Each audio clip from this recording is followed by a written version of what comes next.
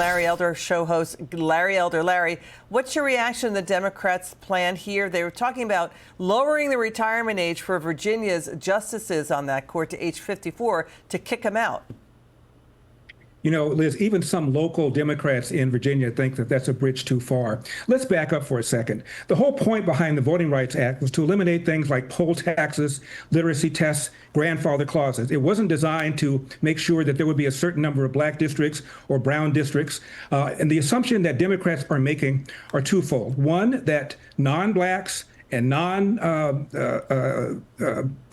would not vote for black or brown politicians, and that black or brown people need to be represented by black or brown politicians. What's the basis for that? If you're a left-wing person, whether the person is white or black, he's left-wing, he'll be pursuing the policies that you want. And Liz, look at the largest cities in America: New York, LA, Chicago, all of which are governed by a black mayor, none of which is a majority black population. Look at the four black members of the House who are Republicans. All of them are from districts that are other than majority black.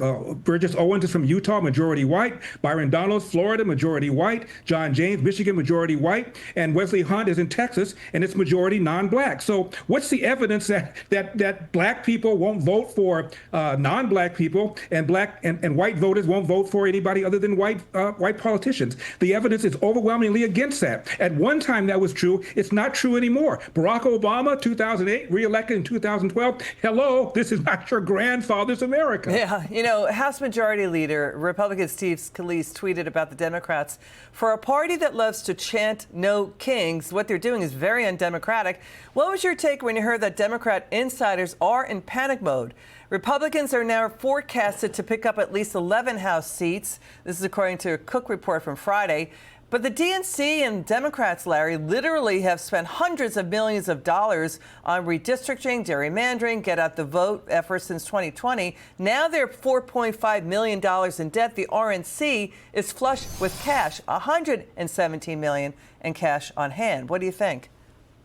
Well, and their effort, Liz, didn't start in 2020. It started in 2017 when Eric Holder, the former AG under Obama, set up a committee to go around the country advising various states how to gerrymander using race. And so what Trump did is give the Republicans a kick in the you-know-what and said, this is what these guys have been doing now for almost 10 years. Let's get into the game. And now Trump has, at one time, people said, well, Trump engaged this fight and now it's backfired. It turns out that, take a state like Michigan, just to choose one. Michigan, by percentage, has more Republicans than Tennessee has Democrats, but Massachusetts doesn't have a single Republican congressman, even though it is more red than Tennessee is blue. That's not fair. And so Trump saw that and said, hey, guys, get in the game. And it turns out now, based upon what's going on, Republicans may pick up anywhere from 7 to 8, maybe 9 seats.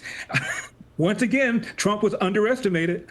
All right, Larry Elder, it's great to see you. We hear you loud and clear. It's good to have you on the show. Now listen to this. Watch.